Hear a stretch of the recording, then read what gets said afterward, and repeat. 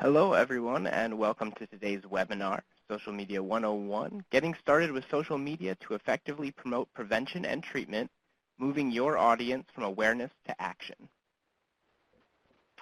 You should now be hearing the audio broadcast.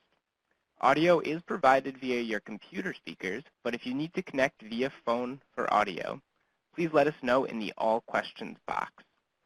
This webinar is being recorded, and the recording will be available after the event. Your microphone will be muted during today's webinar. This training is supported by SAMHSA and HHS. The contents of this presentation do not necessarily reflect the views or policies of SAMHSA or HHS.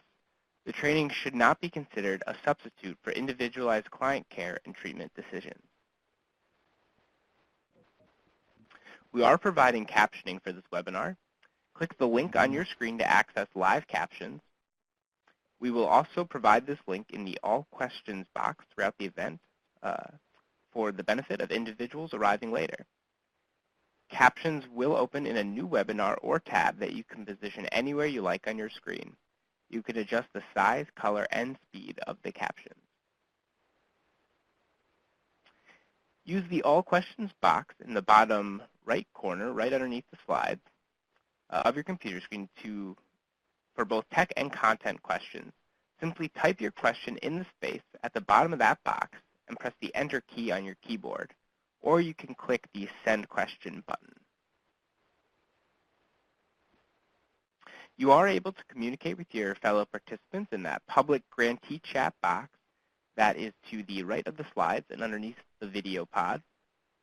I see a couple of you have found that already and are typing. Participant comments in the chat box do not reflect the views or policies of the presenters, the Substance Abuse and Mental Health Services Administration, or the Department of Health and Human Services.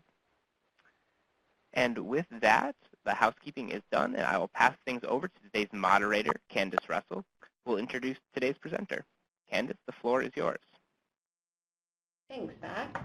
Good afternoon, everyone. I just want to thank everyone for joining us this afternoon. This is the first webinar in our Social Media 101 series, and our speaker today is Carlos Morales, who's the founder of Viva Technology, LLC. Carlos has over 18 years of experience in the fields of technology and prevention, and he works with all phases of IT, including system setup. Carlos has also done a lot of work with our grantees over the years, providing TA, especially in the terms of getting social media and marketing campaigns set up. So Carlos, if you're ready, you can go right on ahead.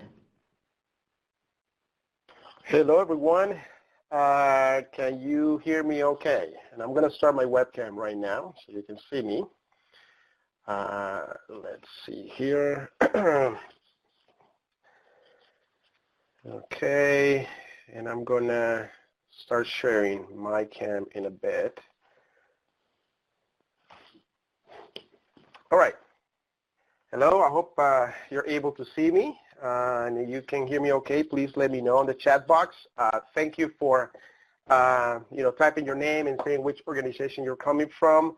Hello, Kathleen, Stephen, Alexandra, Claire. So we have people from Los Angeles. We have people from, let's see, from Friendship House Association of American Indians. We get, hi Sylvia, hi Allison, from University of Arizona, from Seattle, Washington, Arturo Martinez, welcome. Tennessee, all right. So thank you for being here. We got people from Texas, man, we got people from all over. I think we also have people from Florida as well. And so Dallas, Texas. All right, Justin.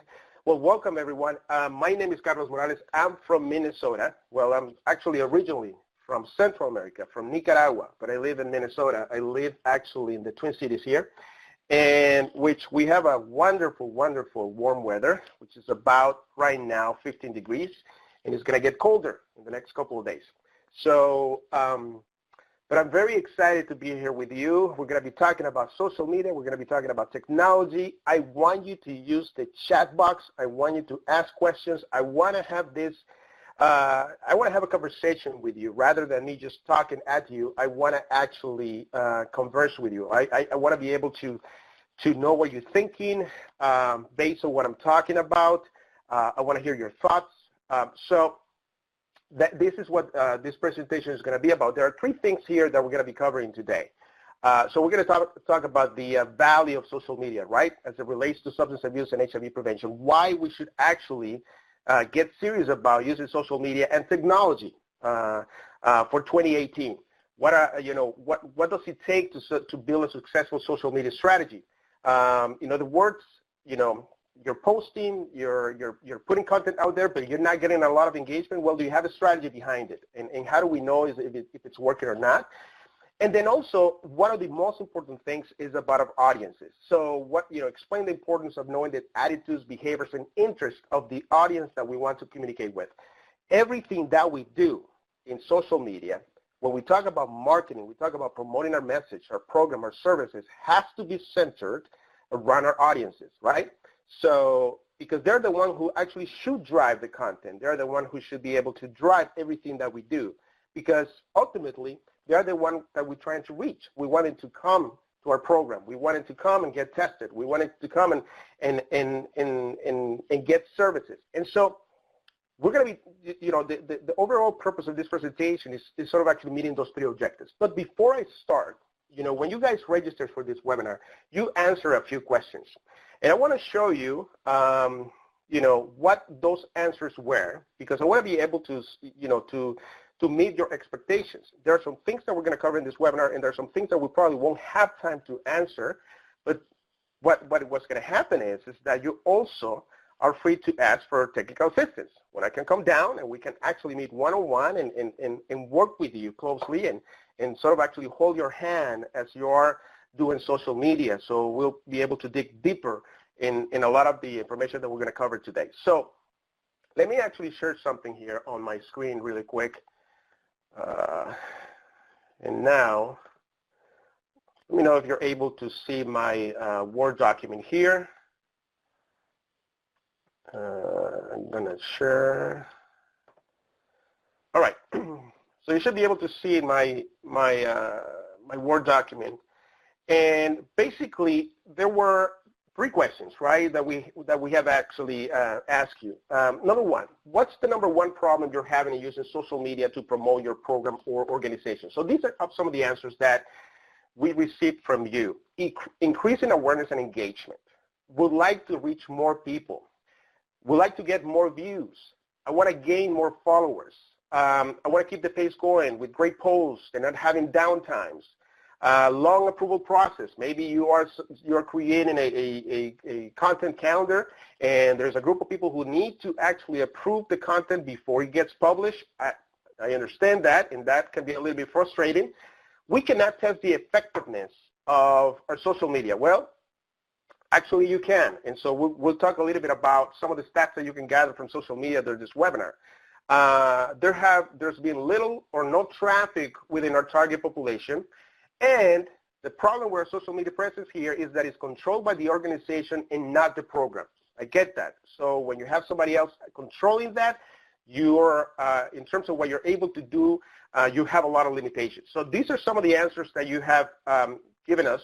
So in question number 2, would you be interested in receiving a one-on-one social media TA support to help you use social media and other online strategies to effectively promote your program?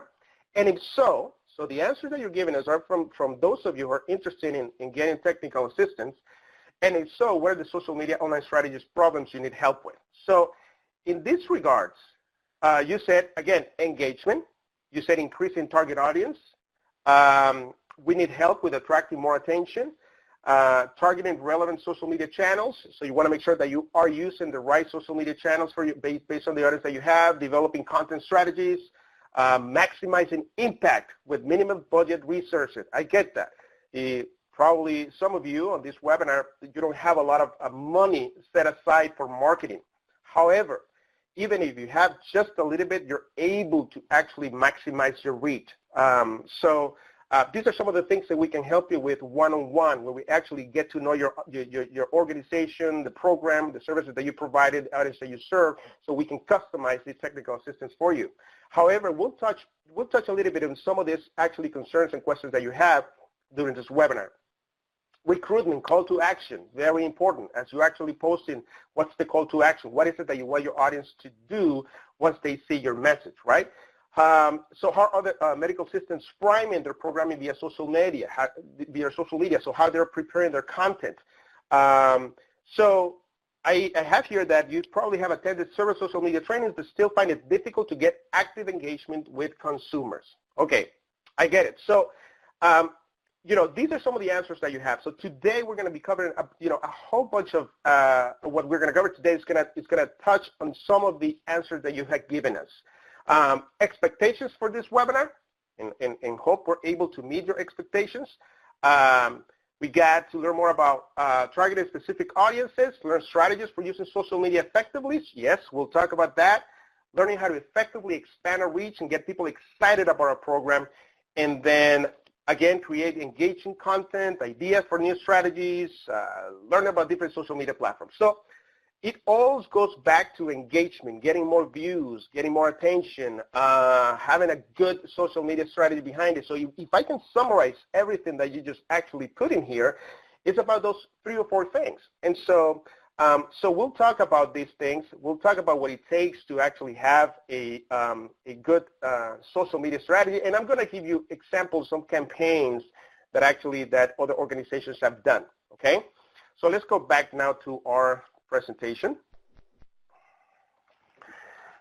All right, let's see here in a minute when I can see the presentation.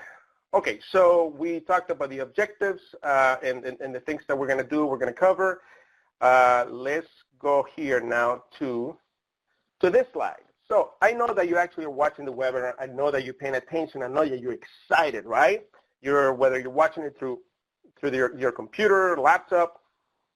But one thing is, when we actually are watching a webinar using a laptop, we can actually have several screens open, right? Several browser tabs and things like that. So it's a little bit it can be a little bit distracting. You might be answering emails.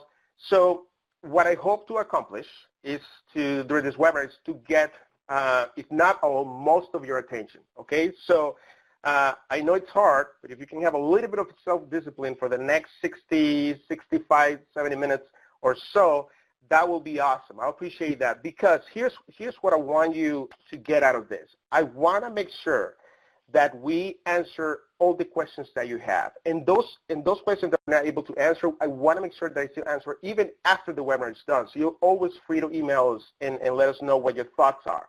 But at the same time, I want you also, if you think this is valuable to you, to take action and request for technical assistance, because we can help you implement a lot of the things that we're going to be talking about today, okay? All right, so let's go to the next slide. Let me actually give you, I'm going to give you an overview, and I understand that we have grantees or organizations that are at different level in terms of expertise. We might have people that are starting to use social media here. Their knowledge might be limited. We might have some of those grantees that already be using social media for a while, but they want to be able to actually get more out of it. And then we might have other organizations in here who have done campaigns. Okay, they've done, they paid for Facebook ads and Google AdWords, display network and audience networks and all that stuff, and they'll be able to actually have good campaigns out there. And so their expertise level is a lot higher. I get that. But I want you to bear with me for the next few minutes, because everything that I'm going to cover here is going to be helpful regardless of the level where you're at. There's always room for improvement, whether we're starting out or whether we actually are at a very advanced level, okay? So, but let me give you an overview, because some of the things that you said when you actually register for the webinar is, I want to know which social media platforms are out there. I want to know what will be good for my organization. So let me paint that picture for you. And as we're talking, as we go along, you'll start making decisions in terms of what actually can make sense for your program or organization. Okay, so Facebook is still the #1 platform, 1.5 billion users. Okay, so that's that's the sort of actually the platform that pretty much dominates right now social media. Okay, in fact, probably I bet that probably a majority of you use Facebook for your daily personal communication. Now, the average American spends about 1.7 hours on social media platforms. Now, the teens, though, they spend 9 hours each day consuming the digital media. So what does that mean if you have a program in which your audience are teens? You need to be using social media. Besides having your flyers, besides distributing information offline, you need to have a presence in social media. You need to start using technology. Now, some of the problem might be, well, we're there already, but we're not engaged in them, okay? We'll get there in a minute. But the fact is, if your audience is using social media, if your audience is actually using technology, you must be there in order for you to start communicating with them. So think about this. 9 hours a day, they consume digital media. 9 hours. That's a lot of hours. I don't know about you. The first thing that I do when I wake up in the morning is actually check my messages on my smartphone, okay? I go into the different social media channels that I have, based because this is what I do for a living, and also because it's a way for me to communicate with friends and family as well. So we know that there's actually a portion of the audience that we serve that actually depend a lot on this, okay? So, that we need to be there. We need to have a strategy behind it. Now, between the ages of 18 and 34, look at the three platforms that are very popular: Facebook, Instagram, and Snapchat, okay? This is the platform where they're engaged the most, okay? So this is sort of actually an overall social media. Now, we're going to get a little bit more detailed in each of these. I'm going to give you some stats when we talk about Facebook, Twitter, LinkedIn, and so on, all right? Feel free, if you have any questions, feel free to ask them, and I will try to answer as I go along. We'll have some time toward the end of the webinar also for any other questions that you have, okay? Let's see here. Let's actually go to the next one. So how many of you are using social media right now to promote your program and services? Type yes if you are, type no if you're not, but if you're not using, I want to know why not. So I want to have a sense from this webinar, how many of you are currently using social media? Yes if you are, no if you're not, and if you're not, tell me why not. All right? So I'm going to give you a few more seconds to answer. So I can see in the public chat room, I see a lot of yeses here. So Troy, Christopher, Claire, Eric, Addie, Evan, Patricia, a lot of yeses.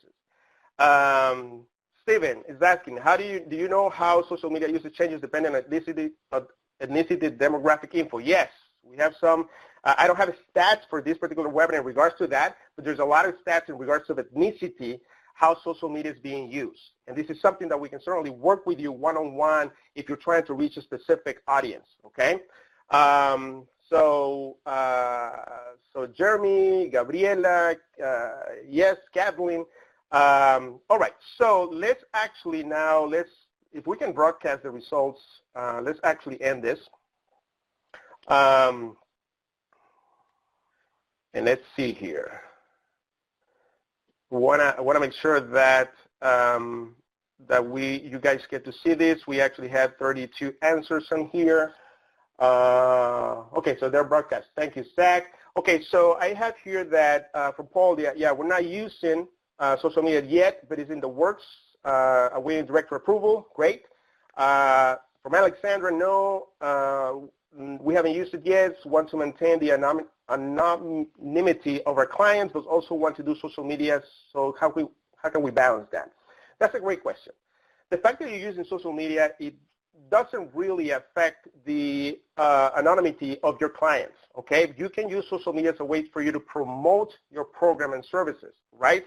You are reaching out to a specific audience. Your clients, they're not the one actually, disclosing their personal problems or issues or struggles, okay?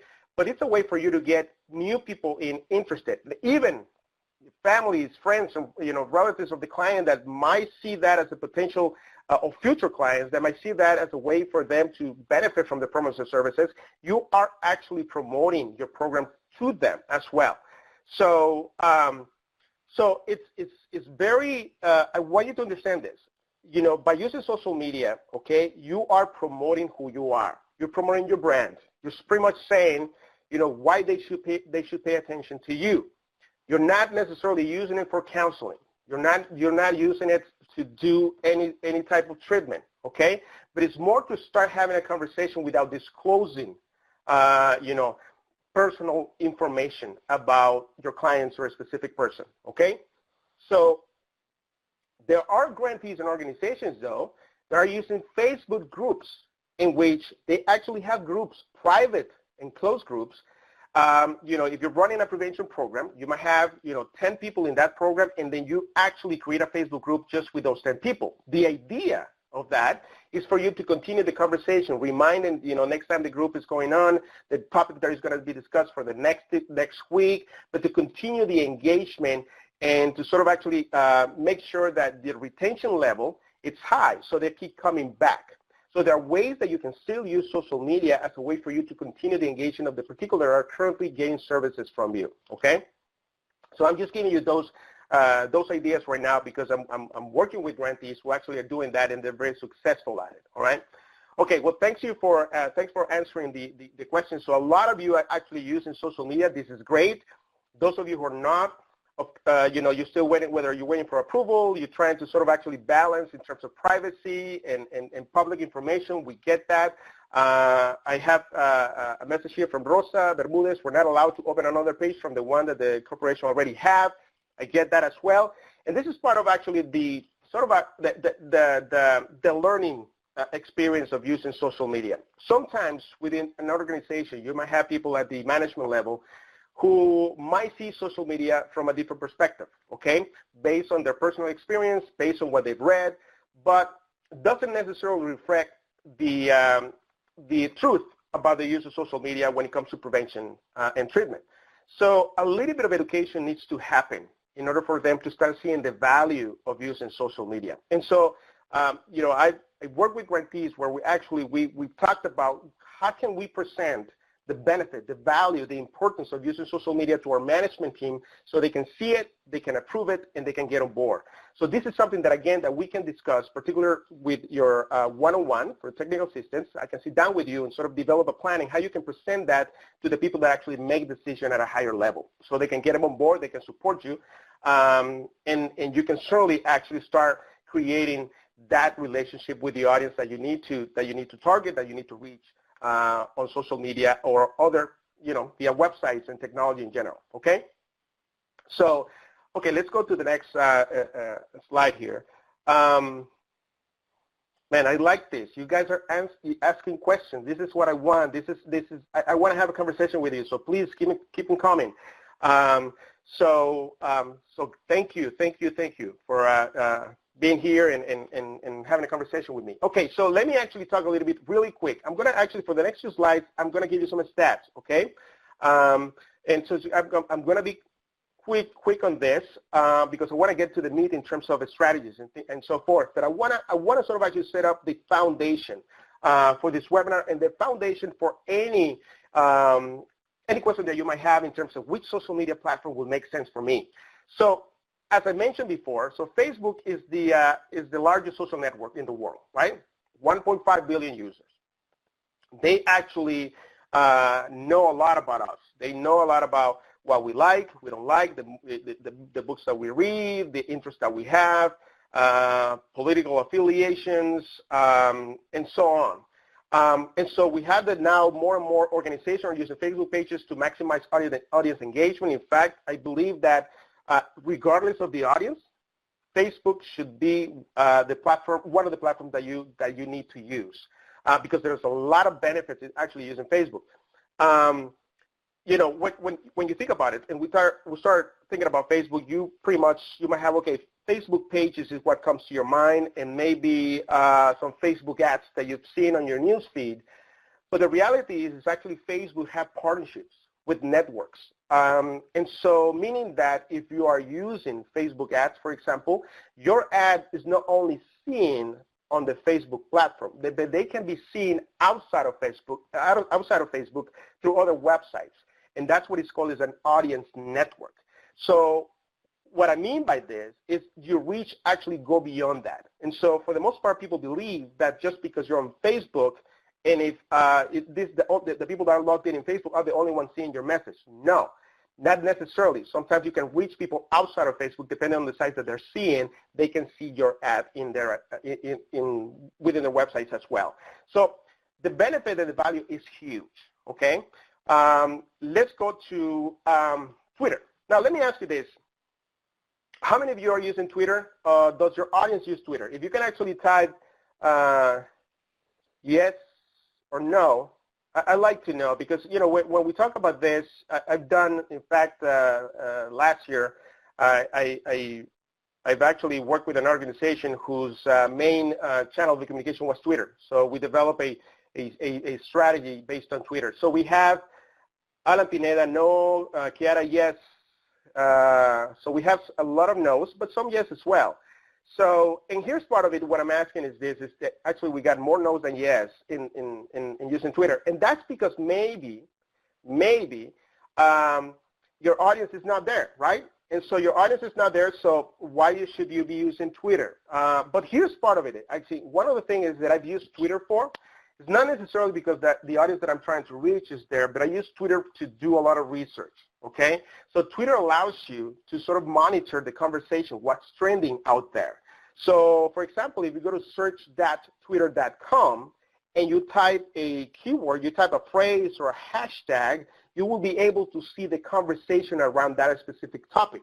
You can even say HIV testing in New York, for example, in Queens, New York, or in Los Angeles, and you can see all the conversation happening around HIV testing. And so what that does, it allows you to have a little bit of understanding of what's going on in your local area around a specific topic. So Twitter can be a tool that you can use for research about what's people be talking about, a specific topic, and what your audience is actually paying attention to at the local level. So it was launched in 2006, right? Now, before you could actually type up to 140 characters. Now you can actually type up to 280 characters, all right? Now, Twitter is very popular with millennials and young professionals, all right? So keep that in mind if that's actually part of your audience, if it makes sense for you to have a presence there. But as I mentioned, organizations can monitor conversations and topics of various insights. So I just wanted to give you sort of a very quick description of what you can do in Twitter. Again, I'm going to repeat this along the webinar. We can always dig deeper and go deeper if we actually work with you one-on-one. So, but I wanted you sort of actually to open your mind in terms of what you can and cannot do depending on the platform that you want to use in the audience that you're trying to reach, okay? All right, so let me actually go to the next slide here really quick. All right, so LinkedIn. Now, here's the interesting piece about LinkedIn, right? So we're using social media for HIV, substance abuse, for prevention in general, and we don't think about using LinkedIn because we say, hey, our audience is 18 to, whether it's 13 to 17 or 18 to 24, it's an audience that, the topics that we're discussing are topics that doesn't necessarily mean that we have to discuss it on LinkedIn, because LinkedIn is more of a professional networking site. Whether that is true, okay, LinkedIn can still be a very good platform in which you can actually reach an audience that have, that have a specific characteristic, right? Whether as an organization you want to brand yourself as an authority or an expert in a specific service that you provide a specific area, LinkedIn is the right platform to do so, because you're going to be looking at other professionals, looking at your content. On the other hand, remember, we are working with issues that actually don't discriminate regardless of where you live, regardless of who you are. But the fact is that you can carry the conversation that has to do with HIV prevention into LinkedIn and just give it a different twist, because the platform is geared towards more professionals. That actually helps you brand yourself, brand your organization within that audience as well. So even for possible funders, possible partnerships. So if you, from the organization strategy perspective, I would encourage for you to consider LinkedIn as a way for you to expand your reach as an organization, okay? And look more about the partnerships and funding possibilities and even acquiring new talent, people that actually can come and work to your organization. At least, from a personal level, I use LinkedIn quite a bit to sort of actually look at different companies, different organizations that I think, that their values align with mine, their interests align with mine. And so from a personal level, it's very helpful. And so you as an organization, if you sort of actually want to besides having your website, want to expand a little bit more of your network and be able to sort of actually have a strong presence in that platform too, so you're actually other professionals in the field can see you, I would suggest that you start actually using it. I would suggest that you start putting a presence out there. I would suggest that you start putting content out there using LinkedIn, okay? So if that aligns with the strategy, take advantage of it, okay? And so I'm currently working with an organization right now who's heavily actually producing content, okay, in the field of prevention and treatment. And they are using LinkedIn as a platform for them to do so, okay? And so because they want to be able to reach other professionals as well, but they want other professionals to see them, okay, other funders to see them as well. And so so LinkedIn could be a great platform for you if you think that what I'm telling you makes sense for your overall strategy of your organization. So all right, so let's go to the next one here. Now, Instagram, okay? This is Instagram. So it was founded in October 2010. It's very popular with teens and adults between the ages of 18 and 29. Now, 32% of U.S. teens list Instagram as their most important social network, okay? 32% of U.S. teens. In fact, when I tell you the ages of 18 and 29, it's interesting because I've worked with other grantees and where their audiences actually are a lot older. And by a lot older, I'm probably telling you between 30, 32, and 45 years old. And Instagram is one of the platforms that they're using to communicate with an audience. So Facebook and Instagram, they go hand in hand. Facebook owns Instagram. And so one of the benefits of using both platforms is that you can actually have it in both connected with each other. As you post on Facebook, it automatically can post on Instagram as well, and vice versa. So there's a lot of benefits behind it. But if your audience is actually using Instagram, I would suggest that you start thinking or you actually start creating a presence on Instagram, but not before you have a strategy, all right? So let's plan first before we dive into, developing presence in social media. All right. Let's actually go to YouTube. Here's the interesting thing about YouTube. Remember that Google is the #1 search engine in the world. Google owns YouTube, making YouTube the second search engine in the world. In terms of video, video now is a very important component of any social media strategy. Video has been proven to provide a lot more engagement than just pure text and graphic, okay? So as you start asking, what would it make sense for me to do in terms to engage with my audience, one of the questions that I would ask to you is, are you using video? In which way you've been able to use video as a way for you to tell your story, as a way for you to even tell your client's story, okay? Are you able to get testimonials? And so, so you can actually you can develop a YouTube channel in which you actually cover different topics for your audience as a way for you to educate them when it comes to HIV, when it comes to sex, when it comes to substance abuse, drinking, drug use. And so YouTube, it can be powerful because once you actually create a video, you can upload it into YouTube, have the right description, and if people are typing in the Google search, as soon as you upload the video into YouTube, it's searchable. And so your content might actually show up, all right? So there are many benefits of actually using YouTube, and I would highly encourage you to sort of consider that as a possibility for your program or organization, if you can. And again, we can actually go deeper as we work with you one-on-one as well, okay? It's interesting because I was actually in San Francisco a few days ago providing training technical assistance for a grantee, and we started using video. So we filmed grantees sort of actually talking about their programs, and that's one of the things that I want to start grantees to start doing, is start implementing right away some of the things that they're learning through the social media trainings. Okay, right. Let's see if there's any other questions in here.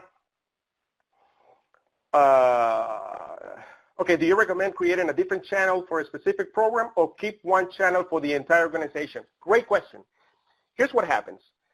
If you have a specific program, that program is actually is geared toward a specific audience, all right? So therefore, the content that you're going to be developing, it's going to be different than the content that the organization as a whole might develop as part of their communication strategy. My recommendation is create a separate channel that is actually geared toward your audience, because your audience it's a sub-niche of the overall population that your organization actually serves. Now, as an organization, you might have different interests, right? You might have funders, you might have other partnerships, other organizations in the area that you actually develop the content for. Yes, you might have content for people that actually live in a local area, but it's not necessarily a specific topic. It's not necessarily targeted to a specific audience. So therefore, I recommend for you to actually create a separate channel, because you're able to measure if you're reaching the right audience. You're able to measure if your actually content is making sense for them, okay? And so that's the difference. If you're actually doing as part of your overall organization, when you look at the stats, you're looking at the stats that not necessarily reflect whether your audience is looking at the message or not, because the audience is actually scattered all over the place, right, if you're using your organization channel. So my suggestion is, if you want to be intentional and strategic, is to create one separately for your audience, because from there, you can decide in terms of the topic that you want to talk about that actually makes sense for them. So in other words, if you're actually trying to target, 18 to 24 African-American, MSM, for example, the content is going to be totally different than the content that, as an organization, you would actually put out there. So that's why we recommend sort of actually having a separate channel. So I hope I answered that question. Let's see here. Stephen, our program uses YouTube, but our engagement there is very minimal. However, one benefit we see is that YouTube is great for making our video content more easily shared via other platforms such as Facebook or Twitter. That is true, Stephen, that is true. So, once it's actually you put in YouTube, you can easily share it pretty much among other social media platforms. Part of the question would be, when you say that the engagement is very minimal, I would ask is in which way you're promoting this. I would ask whether you've generated some sort of even a campaign around the message that you actually are creating for a specific audience. Remember this, we're putting content out there. We are competing for people's attention. In fact, when you actually grab your cell phone and you're looking at your social media news feed, you keep scrolling down until something gets your attention. There's no difference when we're actually doing the same thing with the audience that we're trying to reach. So in order for us to actually get their attention, we got to make sure that we are actually targeting them, that we have a strategy behind it. So YouTube is a great tool. And at the beginning it might be a little bit hard for them to see you, but that doesn't mean it doesn't work. What it means is actually we need to tweak. Might need to tweak our message, might need to tweak a strategy, and we need to be consistent in creating good content. We actually grab the same video that you put in YouTube. Instead of actually putting the link on Facebook, what we do is upload it into your Facebook page. Why? Because Facebook will give more relevance to a video that is natively uploaded into the platform rather than putting a YouTube link. So what that means is that you can get more views that way. If your audience is on Facebook, right, that makes sense to do it that way, okay? Remember, from then, you can actually post, up to 60 seconds of the video into Instagram. If your audience is using Instagram, don't put a link, upload it into it, and use it as a way for you to start creating engagement. So there are ways to do this as a way for you to start reaching our audience. Now, the first few times you might be getting just a few views, but as you start doing more and providing content and actually people start sharing it, your views are going to get higher. So don't get discouraged if from the beginning you're starting getting just a little bit of views. It's natural. It's going to happen. But it doesn't mean that the platform is not working. What it means is that we need to change our strategy and we need to rethink the way that we actually are reaching our audience, and we need to start producing very good content, okay? All right, so I hope I've answered that, sort of actually made that comment to you, Stephen, based on what you wrote. All right, let's actually go to our next slide here. Okay, so it's Snapchat. Here's the interesting thing about the Snapchat, right? So Snapchat was launched in 2011, all right? So the thing about a Snapchat is the content only lasts just 24 hours, okay?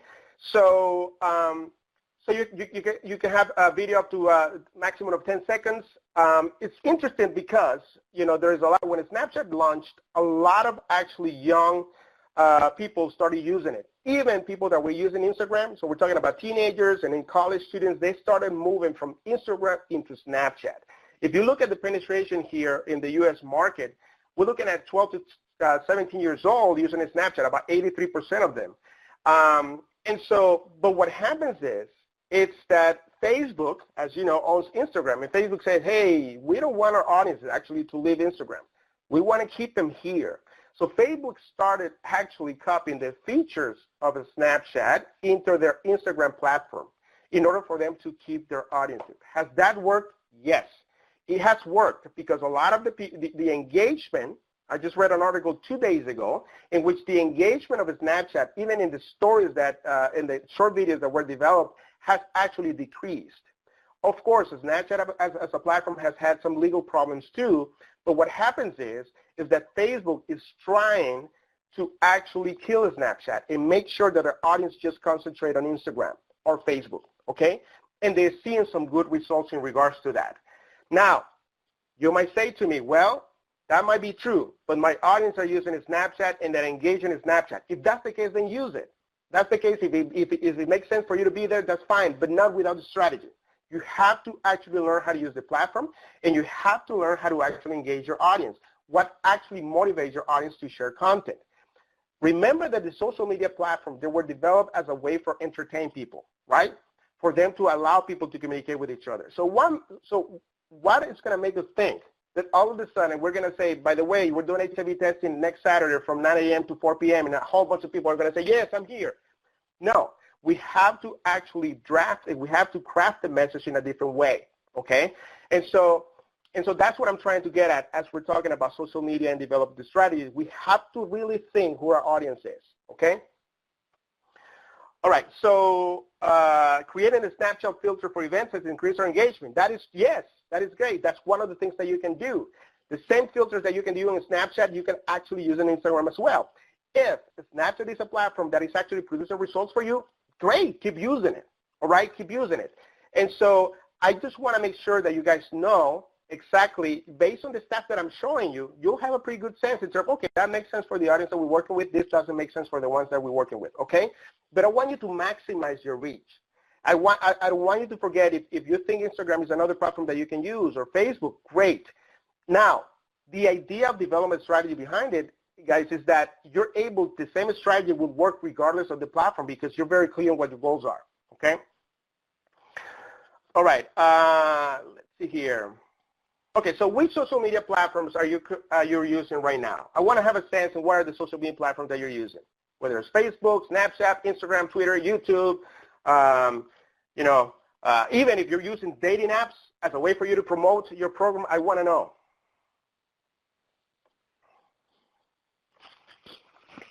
While you guys are answering, I'm just going to have a small sip here.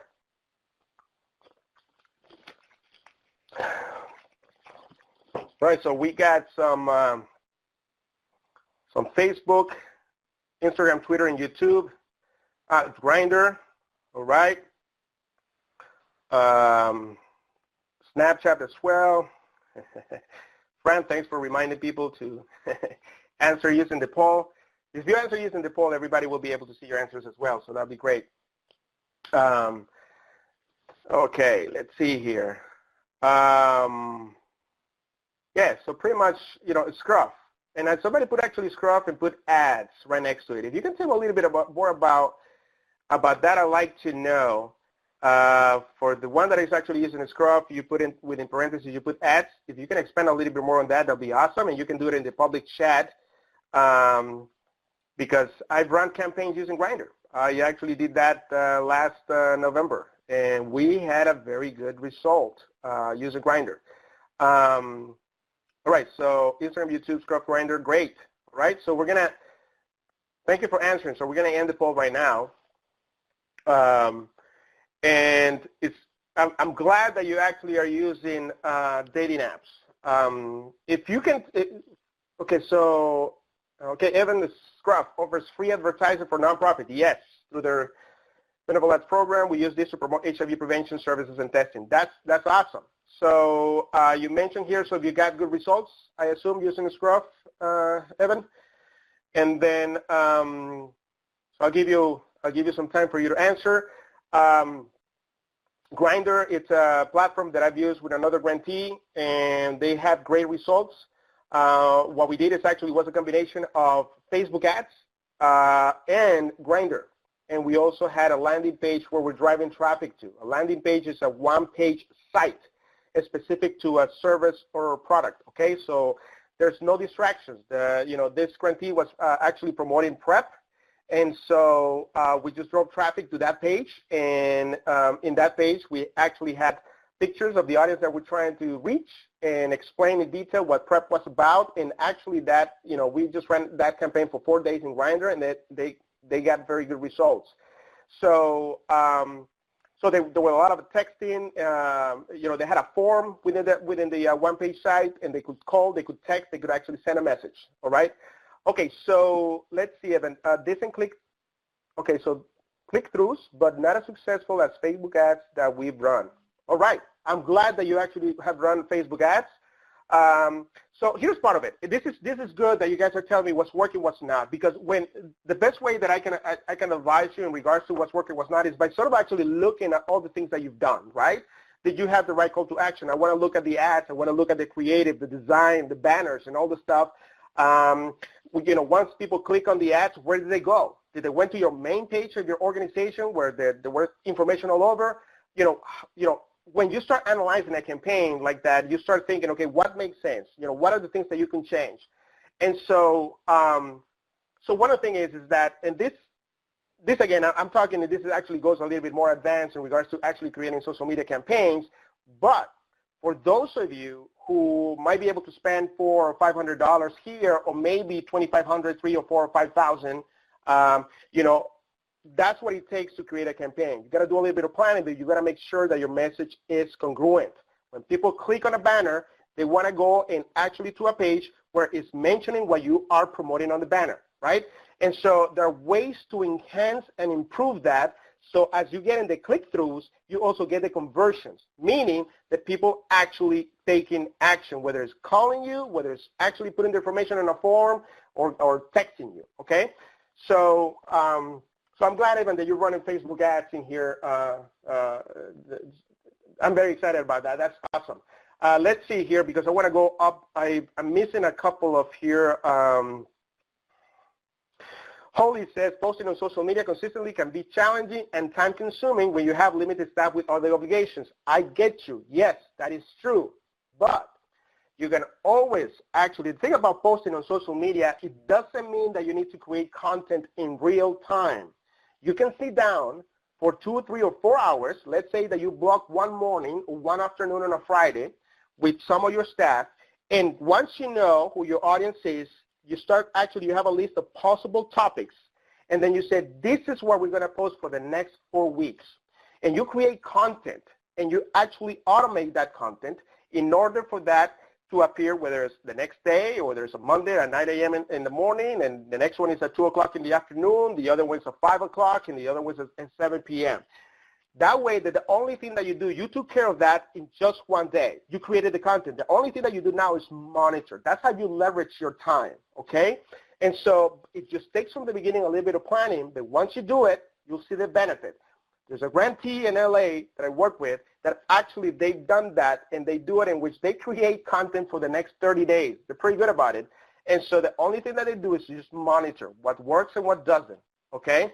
So there are ways of actually doing this and being effective at the same time. Wow, you guys are, man, you guys have a lot of questions, a lot of comments. This is good. Yes, Brandolin, Hootsuite is a good free scheduling platform. Yes, so Hootsuite is one that you can use. If you only right now using Facebook, Facebook actually has one built-in that you can actually use for free, or Hootsuite as well. If you want to expand, beyond Facebook, whether it's Twitter, Instagram, Hootsuite is a good platform. It starts, I think, you start with a free account, and the next level after that is $19.99 a month. So, so Claire, you said you agree with Holly. I mean, I'm sort of actually guessing in terms of the time consuming that it could be when you're creating content. So I hope sort of actually I answered that. There are ways that you can actually do this if you're planning ahead. I've seen it with grantees that are actually doing it right now, and it's working really well for them. So this is not me talking as a possible theory, but actually things are being implemented, and they're having success at it. All right, Crystal Martinez, we save time in posting by using the scheduled post tool on Facebook. We dedicate 1 to 2 hours on posts for the week and schedule them according to the times our site is most visited. That's great. That's strategizing. That's planning. And this is one of the things that that you can do to make it work for you. So great. I'm glad, Crystal, that you're doing this. Linking the platform together also saves time. Yes, because you're able to actually post on multiple platforms. But there's a caveat. Remember, though, that Instagram, for example, okay, one of the things that I don't want you to get out of this webinar is that, oh, my God, I can use one scheduling software, and that will go to all the social media platforms that we have accounts to. And that is not the case. Instagram is a visual platform. Instagram is about pictures and videos. So therefore, you need to sort of actually take your time and see, okay, how do we actually create good content that is actually visually appealing? Because if I'm trying to reach teens, for example, or college students, that message needs to be crafted and presented in a different way. Whether with Facebook, you can actually do that, but also you can put some text, you can put some longer videos, and so you sort of actually can expand in regards to that. But Instagram, it's a graphic, it's a picture of a video, and you want to be able to get their attention right away. So you have to put some thought depending on the platform that you're using, okay? All right. Yeah, Steven, use Hootsuite, great for post scheduling. This is great. Kathleen, I agree. All right, so I'm going to actually continue now because we got still some more information to cover. So let's actually go to my next slide. So after me giving you an overview, all right. So how do we motivate people to get tested? How do you persuade a community to talk about HIV and fight a stigma? How do you increase the number of participants in your program? How do you get at-risk youth to embrace healthy behavior? So these are some of the questions, I assume, that you might be asking yourself based on the experience that you've had as you're running your social media presence. And, in order for us to answer this, I'm going to actually show you a social marketing campaign that was run several years ago. And I'm going to give you some examples and actually describe some concepts and how you can apply this to your organization, okay? So in other words, first thing first, right? Know your audience. Here's why I don't get tired of saying this. First of all, because I've seen when grantees actually do their homework, organizations do homework in actually trying to define or defining their audience, and this is something that we do when we do social media TA. We actually, there's a template. I'll show you exactly how to define your audience, the questions that you need to ask, the answers that you are going to be listing, and how you use that information to start creating content that will engage your audience. And by content, I mean not only text, but also video, all right? So to market a product or service properly, the first thing that you must do is get clear on who your customer or client is, where they're hanging out, and what their challenges are. I think we all can agree with that, okay? So as we are trying to reach a specific audience, that goes beyond demographics. That goes beyond the age. That goes beyond ethnicity. That goes beyond the area where they live or where they're hanging out. That goes beyond the social media platform that they use. But then we have to dig deeper and actually learn a little bit more about their interest. the perceptions when it comes to substance abuse and HIV and sex. What are some of the things that they like? And so it goes deeper because you're doing research. You're trying to, here's part of it. Remember that you're using social media. It's not about just a website listing your services. It is social media. Social meaning that the way that you want a communication, you want to engage people, right? And so if you're just listing services and you're hoping to people to get engaged with that, by default, you're not using the platform in the way that it should be used, okay? So just keep that in mind. So if you don't have a strategy, right? So my question is, just tell me how that is going if you don't have a strategy. So I want to make sure that what I want to actually leave you with in this webinar is for you to think about having a plan, all right? Because the plan would allow you to know what works and what doesn't. Otherwise, you're going to get frustrated. Otherwise, you're going to say, hey, social media is not working, and it's not social media. It's not the tool. It's how you're implementing it, okay? All right, so let's dive in. So one of the things that we do is basically we start with actually conducting a social media audit. In other words, we start looking at the social media profiles and say what's working right now, what's not. Let's look at your posts. Let's see what kind of posts you're having. Are you doing a lot of events promotion only? Are you sort of actually trying to educate your audience? Do you do some videos? So you do, we do a social media audit. What are the social media platforms that you have besides Facebook or Instagram? What else? Where else is your organization present? Okay, and then we start analyzing each of those platforms and sort of actually start thinking, okay, how we can make this work. Then we do and establish your program goals and objectives. Okay, then you sort of actually go into, okay, what are the goals that you want to achieve by using social media? Then we develop a content strategy. Okay, what are the type of content that we need to produce? And we look at data. How does data is going to actually educate us in a way that we'll see, okay, this works, this doesn't, let's change this, let's tweak this. This actually posted and attract the audience that we thought was going to attract. And then we build on the success that we have, on the engagement that we actually start getting, right? We start tweaking and changing and enhancing and improving. So that's actually how, and overall, we summarize what it means to have a social media strategy. So when we're looking at, for example, looking at your social media platforms, we're talking about your audits, we look at all this. So we look at, how frequently you're using, besides the social media platform where you are, how frequently you're using actually your social media. Are you posting content once every 2 or 3 or 4 days, once a week? And so if that's the case, it's going to be very hard for you to get engagement. Think about this. Facebook will look at your page or look at your Facebook page or Instagram, because Facebook owns those too, and they start saying, okay, how often does this organization actually create content? And when the content is created, how is the engagement? So they start looking at if people actually engage and responding to your post. If they're not, what happens is Facebook says, well, they're not interested in what they actually are producing. So therefore, next time you post something, it's going to go down in terms of ranking, in terms of the news feed. So your audience won't be able to see it. Okay? So that's why it's important to have a frequency plan, because that's how you start getting your audience to see you. Okay? If your audience are also, commenting on your content, you need to respond. Even by just putting a smiley faces, that's engagement. You want to make sure that you respond. If they send you a message, a private messenger, a message of using Facebook Messenger to your page, respond to that, because the faster you respond to that, the better. That's engagement, and Facebook measures all that. So when we're talking about the social media audit, we look at the frequency, we get at the type of content, the engagement level, and the evaluation piece. How are you using data to make sure that you are improving and making changes that you need to make, all right?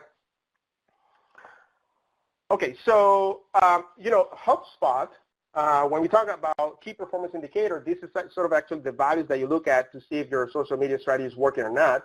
So HubSpot is a company, it's a software company that, work with a lot of nonprofits and for-profits as well, and they provide platforms in order for you to see if your blog post is working, if your social media is working, and the posts that you create and so on. And so, they did a survey, and they said these are the 7 top reasons nonprofits use social media. Sharing news, brand recognition, as you see. Number 3 is education. okay, in which I think that's what probably most of us here will fall in terms of actually number 2, number 3, fundraising, volunteer recruitment, donor recognition, employee recruitment. So I'm just giving a list of how nonprofit organizations are using social media. So you have a sense in terms of, the reach that you may have based on the way that you actually use your social media platforms. So here's what happens. The first thing that you need to do as you're talking about using social media, you gotta know what your goal is, right? Are you trying to build a community? Is it community engagement education? You want to build your brand? Are you trying to recruit people into your program? Are you doing fundraising? What's the goal? And so if you have, for example, a program and you're trying to bring new people in, okay, so the first of all is we need to define is, okay, so if we want to bring new people in, how many people do we want to reach first? And out of those people that we reach, how many do we want to bring into our program, into the organization? What's the number that is going to be considered a successful campaign, okay? And so that's some of the things, that's part of the planning that we need to ask. We need to ask these questions. So let me actually give you a sort of a background of this campaign. In 2004, the National Youth Advocacy Coalition, they received a grant from CDC to develop and implement a social marketing pilot campaign that to increase HIV testing, okay, among African American youth ages for 13 and 24, okay, with emphasis on sexual minority youth, okay. So we're talking about youth who self-identify as gay, lesbian, transgender, or questioning their sexual orientation, okay. This is how they define that, all right. And so what happened is that before you even write a single post, the most important thing that you need to know is who you're writing for. So, you might have a good sense of who your audience demographic is, okay? But it would be a great exercise. This is something that we do when we actually do one-on-one TA. We start creating different audiences profiles, different audiences personas, okay? So we might end up writing 2 posts on the same subject, but with a different angle for each audience persona. So this is actually very important, and I'm going to show you why in regards to this campaign. So remember that the audience here were African American youth ages 13 to 24, okay? And the goal was to increase rates of HIV testing. As I'm explaining this to you, you start looking at the graphic here of the palm cards and the banners that were created for this particular campaign. This is a social marketing campaign, so they had a social media component, but also they had all this on different billboards. Actually, more than 30 community organizations in South Florida, Washington, D.C., and the Bronx, they came together to form partnerships to implement both the testing and the social marketing campaign in these 3 locations. And so, I mean, it was a huge effort, okay? But they did they did the homework in terms of who their audience is. And I'm going to show you why in a minute. So understanding the target audience is very important. So look at this. So, you want to ask some of the questions in terms of what do they know about HIV? What do they know about your organization? Okay? So what is your audience doing in regard to medical care, health education, social media? What influences them? I mean, what are some of the personalities that they follow? What do the networks look like? What is the problem they're currently facing? The thing is actually you start digging deeper in terms of who your audience is. So if you're targeting an audience that, in this case, 18 to 24, African American youth, you want to know exactly what the perceptions are about HIV in order for you to actually craft messages that will be relevant for them. So you want to know about their past experiences. You want to know about their perceptions. And so these are some of the things that we have to actually know before we start posting, because otherwise we're not going to get any response. We're not going to get any engagement.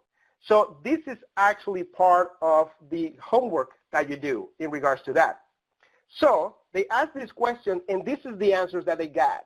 So they said, that the African American youth, 18 to 24, said, well, there's a lack of perceived authenticity in current messages about HIV and AIDS testing and prevention. There's a low level of trust in celebrity If you want to use a celebrity as a way for you to sort of actually, deliver that message, well, there's a low level of trust in celebrity and other external spokesperson in many HIV and AIDS prevention campaigns. So this is answers that they got. The inability to identify personally with the campaigns and not seeing people like me in those banners or billboards or social media ads, okay? The target audiences in all the three communities, the communities that I just mentioned to you, noted that the mainstream media had little or no influence with or appealed to them, okay?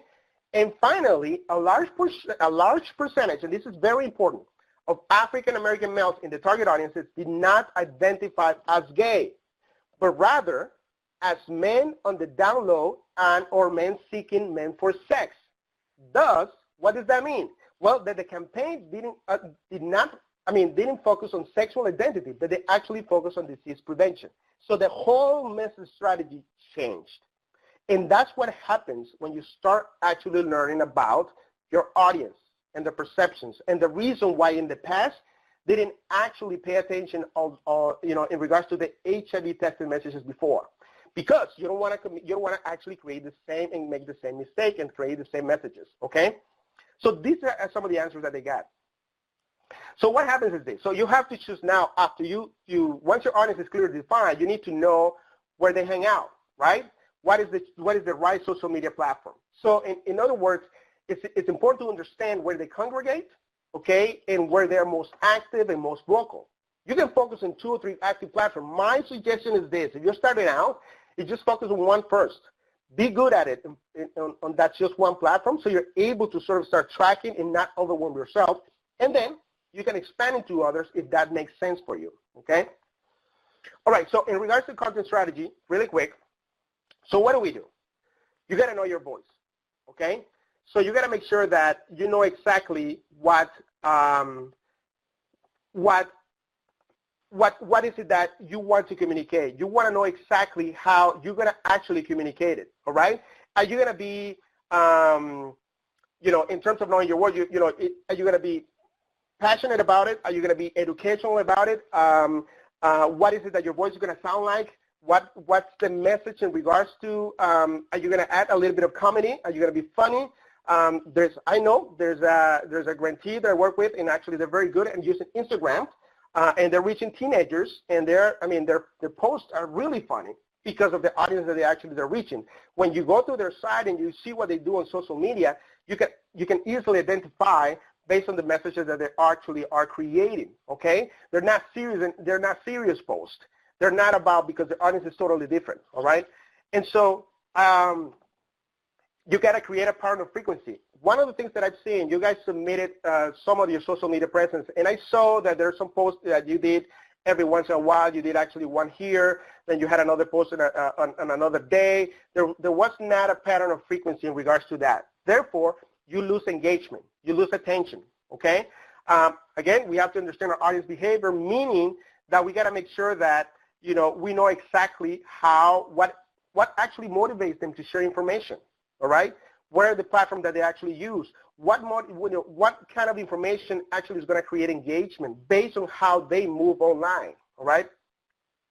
Okay, you got to solve your audience's problem, meaning that, first of all, their interest is first. Yours is last. In other words, I know that you're doing an HIV testing day, for example. You want to have X amount of numbers of people coming to your event. Well, the reality is that before they actually come to the event, they might have questions about it. And you need to be able to answer those questions first. In other words, is this going to be something fast? It's going to be it's going to be private? Is my information is going to be revealed to others? What about if I find out that I'm HIV positive? Do you have a network of people that I can help me right away and provide the resources that I need? These are things that you need to start answering before asking people to come. Because what happens is you start thinking about, okay, what are the questions, concerns that they might have for this particular event? I'm just giving you an example on HIV testing day, but you start producing content answering those questions. So in other words, you're educating them in what's going to take place and why they should still come. And so when you start actually creating content from that perspective, you're going to start seeing different results. And be true to yourself. be true to your organization.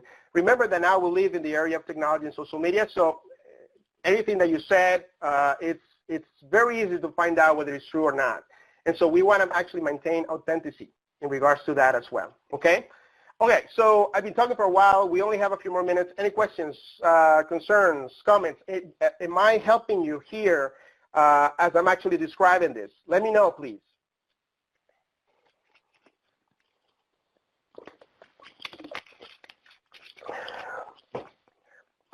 Alan Pineda, is there any good examples of organizations who have creative and successful? I don't have in this particular webinar, Alan, any examples of good Snapchat campaigns, but I can certainly send that to you. There's a couple of organizations that have done some in regards to that. But if I can actually send those to you, and I can actually send it to the HP, and they will be able to deliver that to you. What happened is Snapchat is sort of actually a new platform that I know that actually there's a college, university that's actually using it successful to communicate with their audiences in regards to HIV. So I can certainly send you there's Snapchat presence and more of the content strategies. You can start seeing it. And so if that's something that you're interested in, yes, we can certainly actually help you and send you more information in regards. I don't have any here for this particular webinar. But we certainly have examples of it. Okay, so I would like to, very insightful, Bernard, thank you. I would like to see one sample of other grantees' Facebook pages or group. All right, Paul, you're talking my language. You know, I have some open, so you're going to see them in a minute. So let's do this. Man, you guys are asking, man, every time I say any question, you start sort of actually typing away. So this is awesome. Actually, let's go and finish this really quick, and I'm going to go back and look at these questions too, and I'm going to show you some actually Facebook pages that I have open on my computer here because we only have a few minutes left. You see why you need to actually request technical assistance? Because we can cover a lot more when I'm with you on one day and a half or 2 days, all right? So that's my selfish right there. All right, so here's in terms of this, this particular campaign that I'm actually explaining to you. Look, here's actually the content that they created. They needed to do 3 things: educate the audience, inform, and call to action. Those 3 things needed to be clear based on the perception that the African American youth actually had about previous HIV testing campaigns. And so the messages they needed to come from peers, community-based organizations, youth groups, and youth groups. And so what does that mean? Meaning that as you are thinking about creating content, does it make sense to use people from your audience to help you create some of those content or help you deliver the content to your audience? If you're running groups in which you actually have a young audience, 13 to 24, for example, could you actually have one of those 2 people be part of your actually digital marketing campaigns and help you strategize, have them deliver the message? And so this is very important because you are trying to reach an audience that they want to see themselves in those messages, okay? So keep that in mind, and this is some of the things that they actually saw that they worked, some of the changes that they needed to make for this particular campaign. So overall, the strategy for this campaign was they needed to be authentic, they needed to be respectful from others and self, the people needed to have a sense of belonging, okay? Identification with others like me. That's what they said that they wanted. And they wanted to see in the marketing a value of independence and uniqueness. So let me actually show you something why is it that they wanted to see that. If I actually look, you look at the graphic here that says, they say you're scared. They say you don't care. They say you won't stop base. You know different. Get real, get tested, get your results. So look at the message. So the message is about being independent. It's about being, look, this is what they said about you, but we know this is not true. And so even the message itself is based on the perceptions that this particular group had and the experience that they had in the past, okay? Again, so the goal of this message campaign was to educate, inform, and have a very call to actions, which is get real, get tested, get your results. These are the call to actions, okay? All right, so this one over here, this is just a screenshot of a campaign. This has nothing to do with HIV or substance abuse, but Kevi Leroux Miller, he's a nonprofit consultant and president of the Nonprofit Marketing Guide. He suggests 2 questions to guide your content creation. Number 1 is, what problems do people have in their own lives that when trying to lead out the values they share, when trying to live out the values they share with your organization. What tips or tools can you give them that make their life easier as they try to be a better, whether it's environmentalist, animal lover, parent, and so these are some of the two questions that you need to ask yourself, okay? So what problems do they have, and what are the type of tools that you can give them to solve those problems, all right? So, this screenshot is from the Toy Association, which is a nonprofit trade association with over 900 businesses that create toys and games for kids. So part of their social media strategy, it involves something called Genius of Play.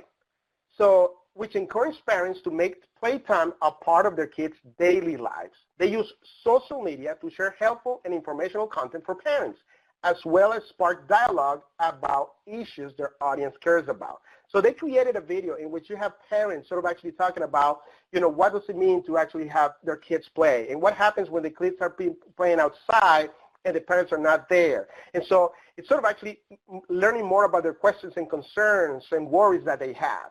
And so, they're including their audience as part of the marketing campaign, which is very, very key in regards to this. So we're going to talk about, okay, so we're tracking and measuring our results. So when it comes about tracking, really quick, we're talking about if you want to build a community, if you want to actually increase your followers on your social media presence, you're going to measure that by what? What is going to be your key performance indicators? Number of fans, number of followers or subscribers on your social channels. I always say, if you have X amount of followers right now, let's say you have 100, I will say just actually have a date in 3 or 4 months from now where those 100 will be actually convert into 500 followers. When you have a number and you put a date, that means that anything that you do, any content that you create has to be content in which people have to engage with you and share your page so they can like your page. When you have that strategy, you'll see exactly how you start planning things out because you need to reach 500 in 3 or 4 months. So that goal is going to drive the strategy that you have. But you have to have it written down. You have to put a number and a date so you know exactly by when you need to reach it. If we're talking about increased engagement, how many likes and shares on Facebook, right? If it's Twitter retweets, if you're using Pinterest repins, if you're using YouTube, it's how many subscribers, for example. The thing is, if you're creating content on Facebook, for example, and you want to have likes on your content, you want to make sure that the content's engaging. Okay? You want to make sure that, you can ask a question at the end. How many do you agree with this post? For example, as you start generating engagement in regards to that. But if you only share an article, you put a link to it, and you don't give me any context in regards to what you're sharing, that tells me, whether it's true or not, that probably you didn't even read the article. So if you start actually giving me context, give me a reason why I should read what you're sharing, that's the first step, that's the first start. And if you have a website, if you have a landing page, for those of you who've done marketing campaigns, then you got to know how many people are coming to your site, right? So whether they're new, whether are repeat visitors, how much time they spent, et cetera, et cetera, et cetera. Again, this is very quick that I wanted to actually show this to you. Let's actually start showing you some campaigns. So what I'm going to do right now, I'm going to actually go and share my screen really quick.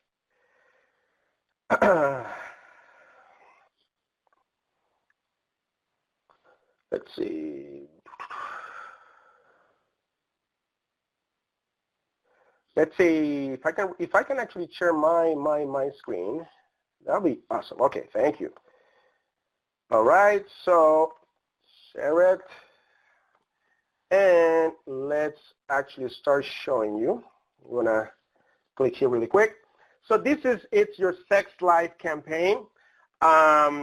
As you can see here, I want you to start looking at the way that it's designed. And the reason why I show it to you is because if you're reaching an audience, for example, that it's an audience that is young for this particular campaign, you'll see that even the design around it actually reflects the audience that they're trying to reach, okay? So as you actually start looking at this, you start looking also here in terms of the different topics that they have, okay? And you start actually clicking in regards of any of them. Now, the reason why I'm showing you this is because you can actually look at this page and you can start actually mimicking some of the things that they've done that you think might work for the audience that you're trying to reach, okay? So, when you look at the frequently asked questions, for example, there are two categories, STD and HB. So if I go to STD, frequently asked questions, then I actually have questions depending on the STD, right? But what happens? Here's one of the things that I want to make sure that you start looking at. When you look at this is content that part of this content, you can grab it and make it your own. You can actually create a Facebook Live so where you're discussing STDs if it makes sense. Or you can actually grab some piece of information and create a really cool graphic. What I'm telling you is that you can actually, there's a lot of information that you don't need to come up with from scratch, okay? So it's information that you can use right away. Let me actually go to this campaign really quick.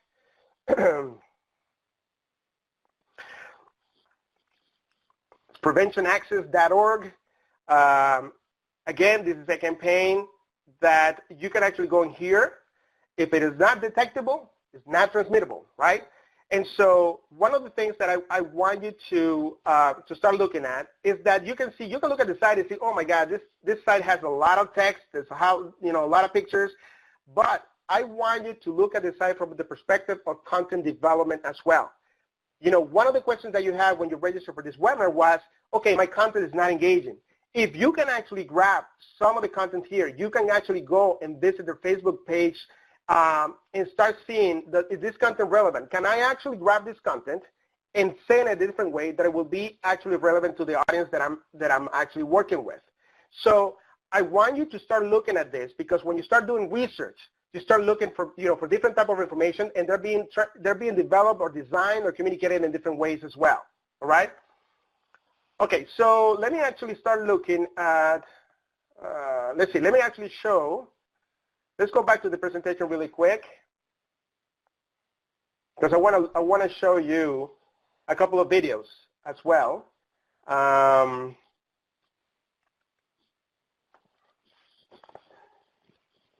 Okay, so right now I'm seeing just a black screen. Is that what you guys are seeing, or just me?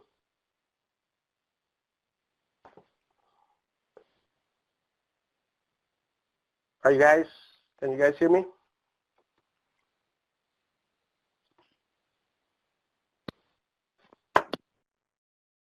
Few minutes left. If I can show the video, the first video, can you do that, Zach? Show it from your end? Yep, I can start it. Yeah. I just want to let everyone know that the video sound will only come out of your computer speakers. So if you are on phone, you'll just have to turn up your computer speakers to hear it. And what I'm going to do, I'm going to actually get out and come back in really quick. So if that makes the trick. But I'm on the phone. Start the video. I'm Shiloh Fernandez. I was really lucky to grow up with a dad who was a social worker. It was really easy for me to talk to him about getting tested, and sort of always encouraged me to be open and discuss that with people. So it's always been a part of my conversation. I remember when I was a kid, I went with my dad to the Giants baseball HIV day, and we went onto the field, and everybody sort of makes these quilts. And so to me, it didn't have any color, it didn't have any sort of stigma. It was everybody sort of celebrating together, celebrating life and celebrating the awareness of this disease and how to fight it. I think if we all start doing that, it'll sort of not only help with this cause, but sort of everything. If we all just work together. Without sort of sharing your voice and being vocal about it, it doesn't necessarily add up to a community response. This is Shiloh Fernandez, and I'm doing it. Great, thanks for showing that video, Zach. If you can allow me to share my screen one more time, that'd be great. One of the things is, the reason why I wanted to show you that video is because video is powerful. And one of the things that I've been actually encouraging grantees and organizations to start doing is, I want you to start telling stories. I want you to be able to start actually telling the stories of the people that you're working with. I know there's some of the concerns could be, confidentiality, and I understand that. There might be instances in where you're not able to do that, and that's completely understandable. But there might be some instances in where you're able to share somebody's story, and you don't need to even mention their name. It could be you actually talking about a particular story, a particular person. But I want to make sure that as you start doing that, you sort of actually are talking about something that it could be relevant to a whole bunch of people. And that's how actually people start sort of actually engaging with you and connecting with you. You know, one of the things is that I say about when you're actually trying to promote an HIV testing day, for example, an HIV testing event, is, you know, does it make sense to have someone from your organization at a very high level to actually do an HIV test and have a picture or a video showing that person, or even you yourself doing it as well as a way for you to encourage others to do that? We need to start thinking outside the box. So we need to start thinking about what's the best way for us to communicate with your audience. But in order for us to do that, we got to be able to know what our audience needs and want, right? And so we have to, before we do all this stuff, we have to do a little bit of homework. And that's part of the strategy that goes behind all this. I'm showing you examples of these campaigns, but behind those examples, it's research that they've done. And so it's the same thing with you. We have to do the research as well, okay? Zach, are you able to see my screen? Are you?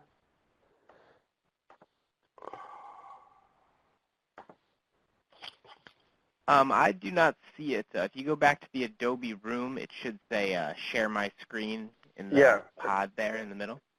Yeah, but the problem is I'm not able to see. Hold on. So this is what I'm going to do right now. Apologize, everyone, for this small problem, but I'm going to get back in there in about 30 seconds. So in the meantime, if you have any questions and comments, feel free to post them right there.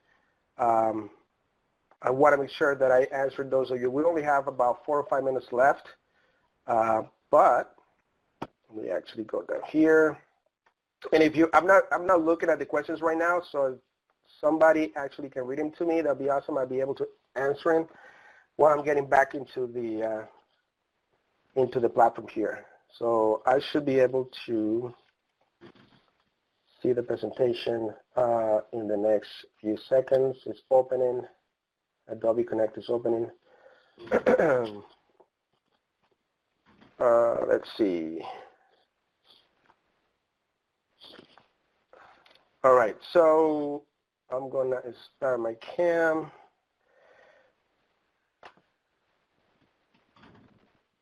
All right, so can you see me? If you can see me, please let me know. All right, awesome. Thank you for being patient. I appreciate it. Let me actually ask you this because we only have a few minutes left. So far, I want to have a sense in terms of what you thought so far about this webinar, if you don't mind.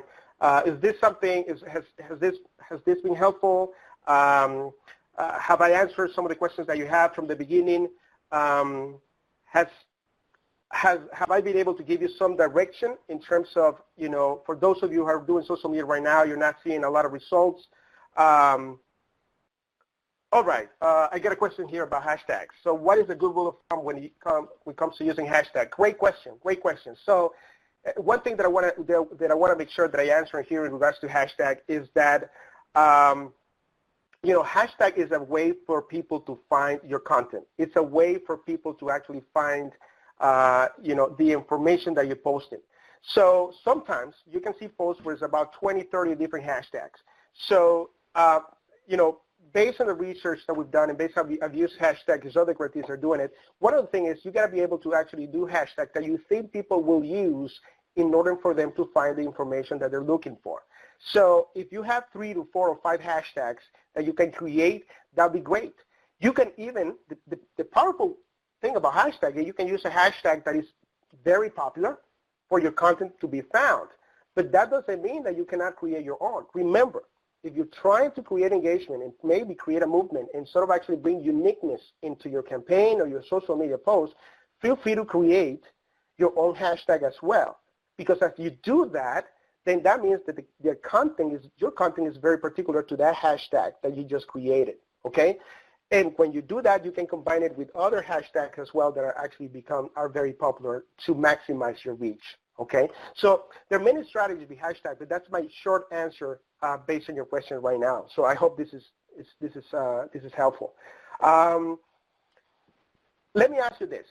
So based on the presentations that you've seen right now, do you see a value in terms of doing providing technical assistance. Would you like for us to provide a one-on-one technical assistance, and we'll walk you through, we'll hold your hand, we'll develop strategies together, help you develop some content, and so in order for you to sort of actually start, develop a very strong foundation.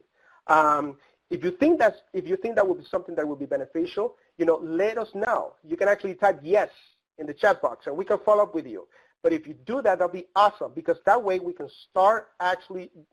I want you to be serious about using social media and technology in 2018.